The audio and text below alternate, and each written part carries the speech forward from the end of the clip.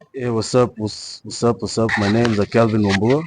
I'm a civil engineer by profession. I work for the government.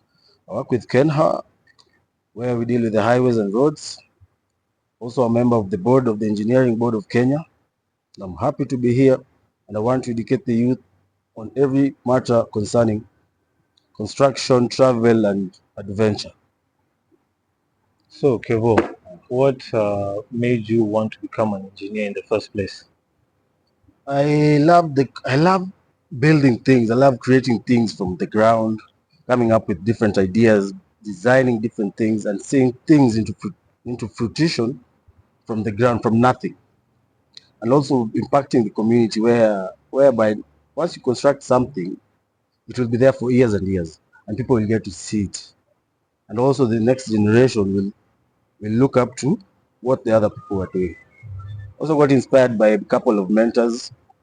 For example, Engineer Kelvin who's my director at my where I work, and everything else.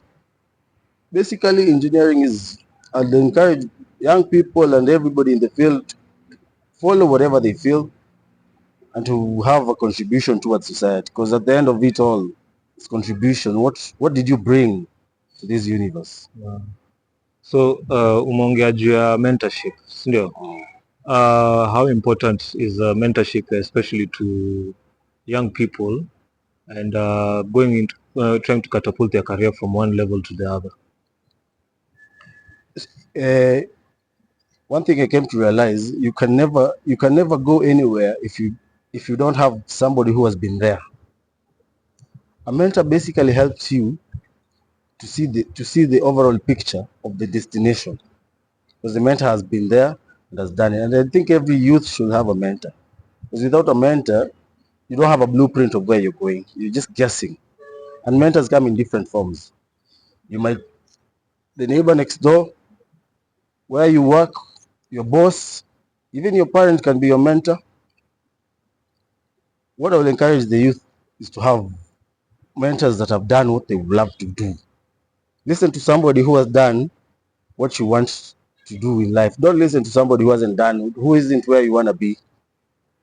That is the main aspect I get from So, mentors. kuna kitu ulikuwa umesema that you're the roaming engineer. Tell us a bit more about the roaming engineer. What is that about? My YouTube page is The Roaming Engineer. That is my channel. I want to push content. We're still pushing content on it. Basically, I love adventure. When you hear the world is yours, the world is out there. The world is not in your room. The world is not in where you stay. And the world as a canvas, we should be out, every human being should have the desire to be out there and to get to experience different things, different cultures, different foods, different sights. And you realize one thing: once you travel, you have different stories, and people will listen to whatever you're saying because you've been there. You can never listen to a man who only enjoys his mother's cooking, thinks the mother is the best chef. Travel different cultures, eat different things. Hi. So, besides engineering and posting content on YouTube, Senior, what have you seen that the Kenya youth, especially youth, the grown ups, let's say the mentors, can improve on in terms of reaching out to the youth? That gap of information and knowledge between the people who know and have it and the people who don't know and have it. How can you encourage people to go bridge that gap? You see, in anything that you want to succeed in life, there are only two things. First, you have to have the courage to start, and two, the discipline to continue. Mentors are everywhere. And the bridge between the young people and the old people is that the young people need to put their egos down. They need to lower their egos and listen to people who have seen. Because they normally say a man who's seated sees further than a young man who's standing. An old man who's seated sees further. The gap between the older people and the younger people comes. The young people and also the older people should be willing to provide this information, because this information, they won't go anywhere with it. And once they leave it with people, it will be carried to the next generations. Yeah. And the next generations is what we are after. Yeah. On the other aspect, I love technology. Technology is advancing at a very high rate, and it's every human being and every youth should embrace it.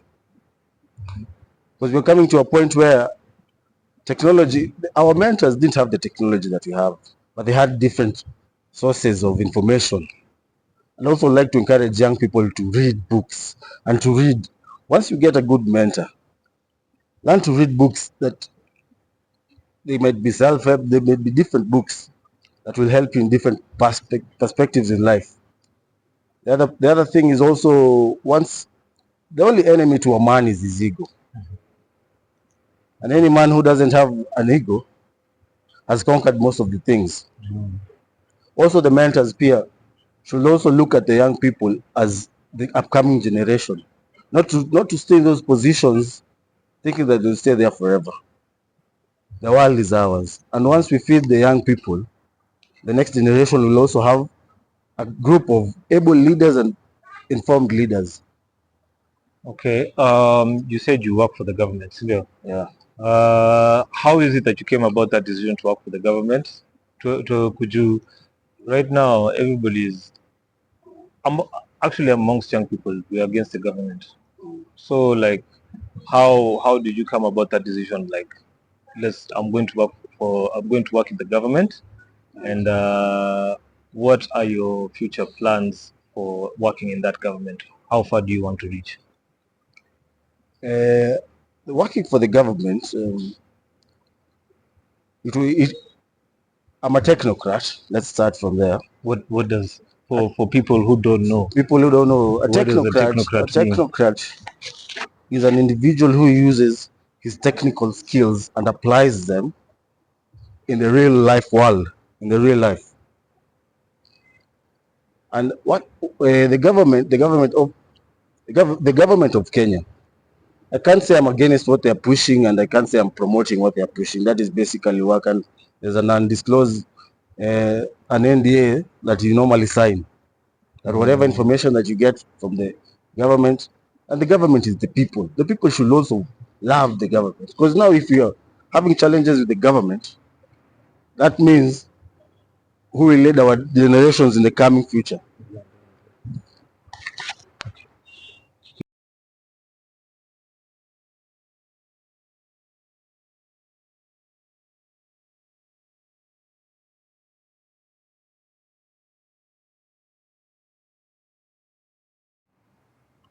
So you said something about technocrats. What? I will expound on that for the people out there who are watching. Technocrats meaning? Technocrats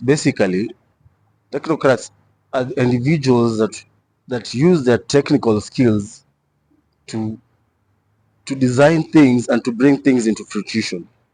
Many people are like technocrats in different fields, even in the software field, in the architecture's field, because anything that you use your technical skills, you develop them well. You see, like for example, the mentors that I'm telling you, I have different mentors. I also want to venture in business because I also want to create an impact in the community and employ many people and provide a service to different individuals. The professionalism is different from whatever you were brought here to do. You as an individual, you should find whatever you're supposed to do and do it well, regardless. You practice it so many times that now it even becomes a piece of cake to you. And I will encourage every young person to nurture whatever they have as a skill, and also to listen to people who have seen it. Because if we don't have people in the technical side, we only have people on the digital creation. Who will build our roads? Who will construct our houses? Who will build the studios that we need? Who will build the bridges? You see, we have to find a balance in every aspect in life.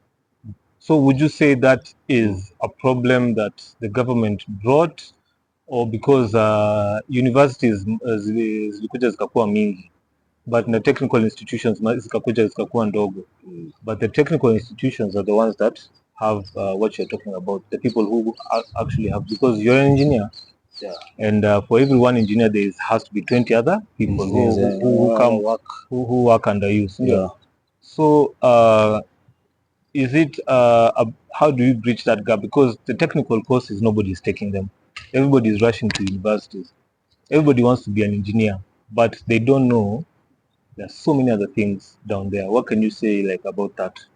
About those technical courses and the benefit and the benefit to the overall construction of our nation and our continent actually. So you see the economical cake is broad, and everybody can get a piece of it. Yes. It's just for you as an individual to find your niche in whatever you're doing. The technical side, so we have different people. We have the corporate services, we have people who do our communications, we have a legal team, we have a survey team. So everybody plays a role in this, in every part that you do. Regardless, whatever you're given, do it well to your best potential.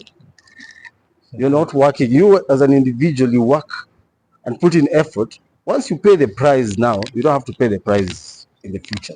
And that is what I'm seeing the young people are having a problem with. They want to eat the full cake right now, and in the future now, what will they eat? So we have to find a balance in life, because everything good comes from paying the price. Anybody who pays the price is a promise. Yeah. So like where do you see yourself headed in the next 5 years, 10 years? The next 5 to 10 years. So as I said, maybe I work for the government. That is a platform that I've been given, and I will use it. But on the other hand, I'm also a businessman. I like doing different kinds of businesses, and also uplifting different types of people. I love basically three things. That is technology, adventure, and engineering. These are aspects that bring new things to life, and you get different experiences. In the coming 10 years, I'd love to have companies